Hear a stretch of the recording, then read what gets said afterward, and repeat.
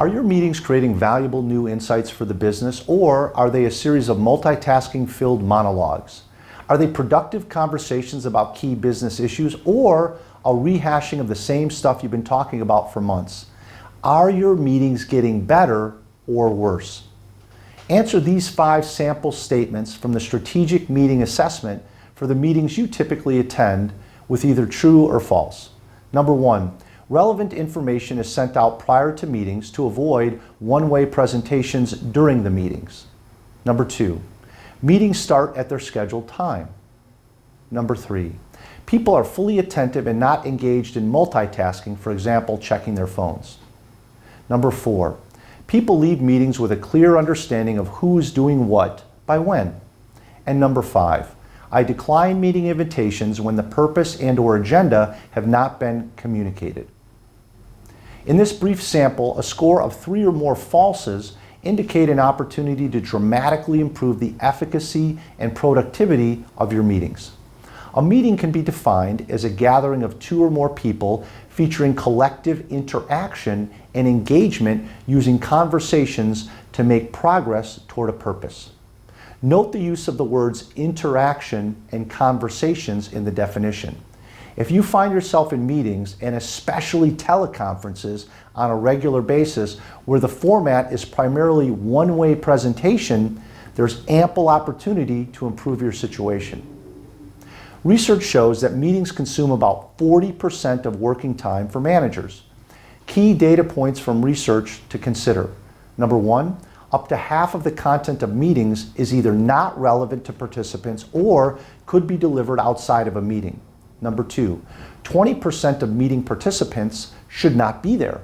Number 3, 40% of meeting time is spent on information that could be delivered before the meeting. Number 4, 50% of meeting executives attend are rated as ineffective or very ineffective. There are 5 steps you can follow to help your organization take a more strategic approach to meetings and teleconferences. Number 1, conduct a meetings audit. Before a doctor prescribes a medication, she first diagnoses the patient's condition. In the same spirit, before you prescribe new meeting guidelines, it's helpful to first baseline what's happening today. Look at factors such as the types of meetings you attend, the frequency of meetings, and the length of meetings. Then, identify the reasons these meetings exist and if there are any meetings that are not necessary. Once the audit is complete, it provides a bounty of useful information to shape the future state of meetings. Number 2, identify current meeting mistakes. Meeting mistakes occur in 3 phases: pre-meeting, in-meeting, and post-meeting. They can also be categorized as either leader or participant mistakes. For example, a common in-meeting mistake by the leader is failing to rein in off-track conversations. A common in-meeting mistake by participants is multitasking, which conveys a lack of interest in the topic and/or a lack of respect for the person speaking at the time. There are approximately 25 mistakes to look for in the 3 phases to ensure that the group is not sabotaging their own efforts at improvement. Number 3, educate managers on what good looks like. Begin this step by collecting the current best practices being used by managers within the organization. Then, look externally to see what principles and guidelines are being used by other organizations within and outside your industry as it relates to meetings. Examples of best practice principles include things such as identify decisions to make in the meeting and create a virtual table of participants for teleconferences. Use these best practices to compile a list of new meeting standards. Number 4, utilize meeting tools. One of the keys to leading effective and efficient meetings is aligning the goals of the meeting with the appropriate tools and processes to get there.